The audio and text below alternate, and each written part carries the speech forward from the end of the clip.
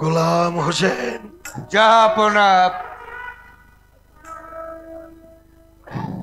গোলাম হোসেন, জনাব। তোমার চোখে জল? বাইরে দাঁড়িয়ে দাঁড়িয়ে আমি কড়ি কাঠ গুনছিলাম, হঠাৎ আমার দু চোখেই পড়ল বালি। আপনি আপনি একা এখানে কেন জাহাপনা? এতদিন ভরে দেখছো, জানো না সর্বত্রই আমি একা। চলো গোলাম হোসেন, প্রাসাদে ফিরে যাই। আলেয়াকে যা বলবার ছিল তা বলা হয়ে গেছে। তারও তো কিছু বলবার থাকতে পারে জাহাপনা। কোথায় সে? এক্ষুনি আসবে। আমি আমি বাইরে অপেক্ষা করছি।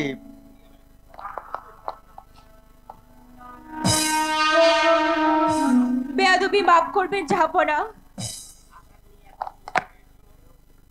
আশা করি তুমি এখন সুস্থ হয়েছো।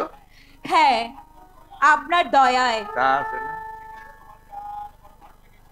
সেদিন তোমার গান বড় ভালো লেগেছিল আলেয়া, তাই আসবার সময় ভেবেছিলাম একটা গান আমি তোমার কণ্ঠে শুনবো। শোনার অবসর যদি আর না পাই। আপনার আদেশ অমান্য করার শক্তি যে আমার নেই জাহাপনা। কিন্তু তোমার শরীর যে আজ অসুস্থ। হলোই বা, কাল যুদ্ধ। আলেয়া, আর যদি না, আর যদি ফিরে না আসি। পথ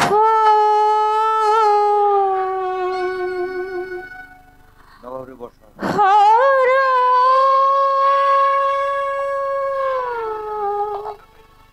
পাখি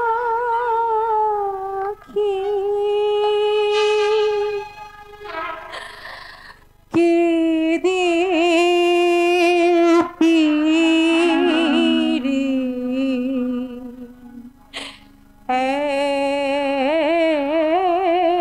একা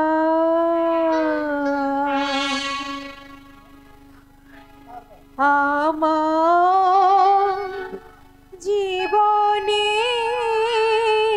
শুধু আঁধারেরই লেখা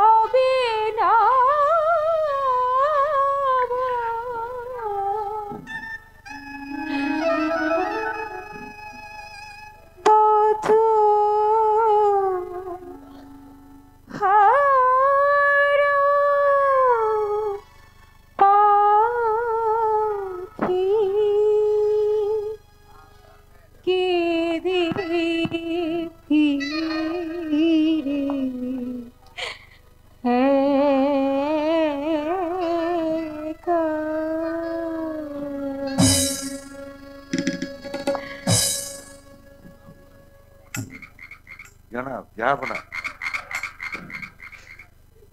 যাব না। যাত্রার সময় উপস্থিত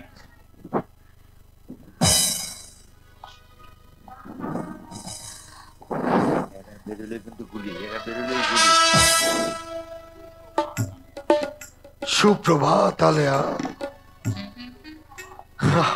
আজ আমার সুপ্রভাত, সুপ্রভাত।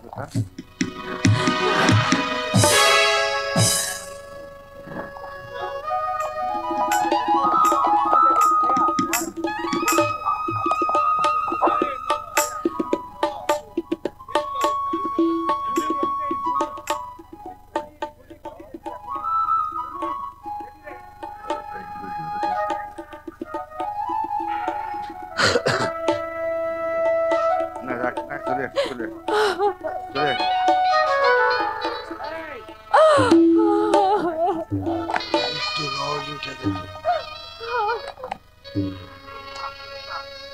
আলেয়া, আলেয়া, এ কি পুরন্দর? নবাব এই পথেই যাবেন, চলো আমরা দুজনে মিলে নবাবকে এগিয়ে দিয়ে আসি। আসি। এসো।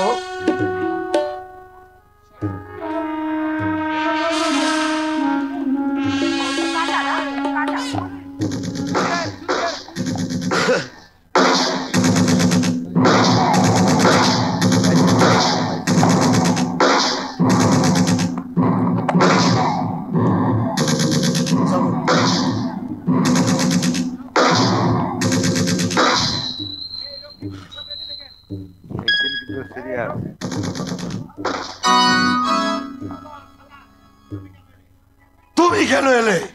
থাকতে পারলাম না বলে। অধিকারের প্রশ্ন তোলেন তো চলে যাই। এখন কোন দিকে যেতে, কোন দিকে যে কামানের গোলাই পড়বে। তাহলে অনুমতি করুন আমি এখানটায় বসে থাকি। এখানে থাকলে সারাক্ষণ আবার তোমার সাথেই কথা বলতে হবে।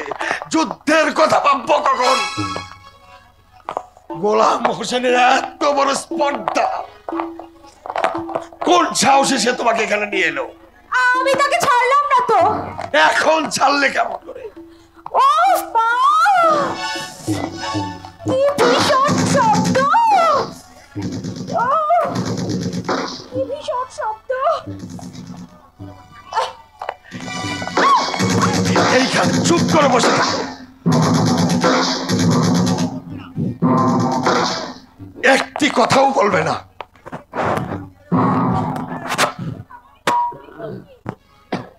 যুদ্ধ কোথায় যাব? ওই কামানের একটা গোলা যখন শিবিরে এসে পড়বে তখন বুঝবে যুদ্ধ কোথায়। যাব না। ওই গোলা আমাদের দুজনকে একসঙ্গে উড়িয়ে নিয়ে যেতে পারে না। তাহলে খুব খুশি হও তুমি। পাখা মেলে দুজনে যখন নীল আকাশে ভেসে বেড়াতে পারবো না, তখন গোলার মুখে উড়ে যাওয়া কি ভালো নয়? যাবো না। আলেয়া, এত ছেলে মানুষ তো তুমি নাও। শেষ দিন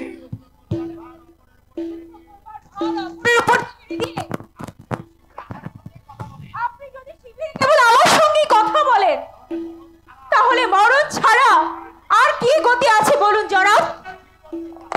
তুমি কি বলতে চাও? আপনার যুদ্ধ আপনাকেই জয় করতে হবে, আর কারোর উপর নির্ভর করলে চলবে না। যাব না, যাব না। সিপাহসালারকে অবিলম্বে অনুসরণ করুন। তাকে কি ডেকে পাঠানো আবশ্যক? ক্লাইভ লক্ষাভাগের উত্তর দিকে ব্যূহ রচনা করেছেন। আমরা সরোবরের এদিক থেকে গোলাবর্ষণ করছি।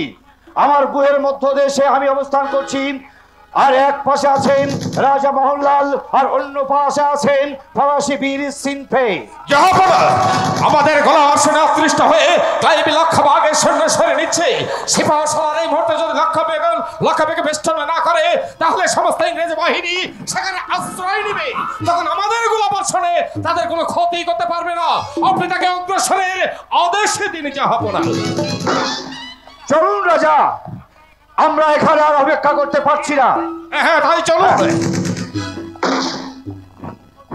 কতক্ষণ এই যুদ্ধ চলবে যাবো না? গোলাম হোসেন, যাবো না। একজন সৈনিককে সিপাহ সালার কাছে পাঠাও। সে গিয়ে বলুক আমার অনুরোধ ইংরেজ সেনাদের যেন আম্বনে প্রবেশ করতে না দেয়। যখন যাবো না